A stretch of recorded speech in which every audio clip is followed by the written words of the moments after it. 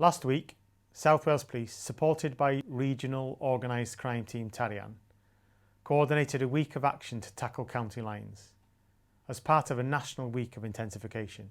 County lines is where illegal drugs are transported from one area to another, usually by children or vulnerable people who are coerced into it by gangs.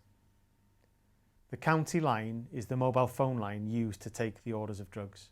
County lines intensification weeks are a really important tool for us to work together with our partners across South Wales and deploy our best resources into tackling organised crime and the violence and misery that goes with it.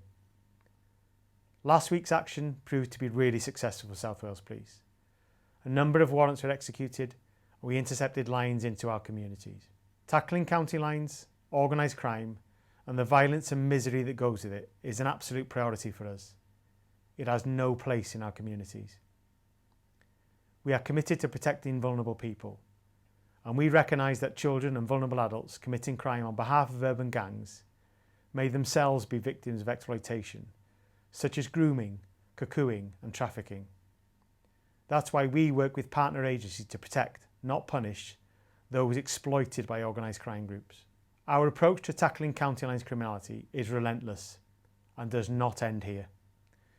We will continue to bring gang members to justice and ensure the people of our communities in South Wales are kept safe. If you are concerned someone is involved in county lines, I urge you to report it to us. We will take action.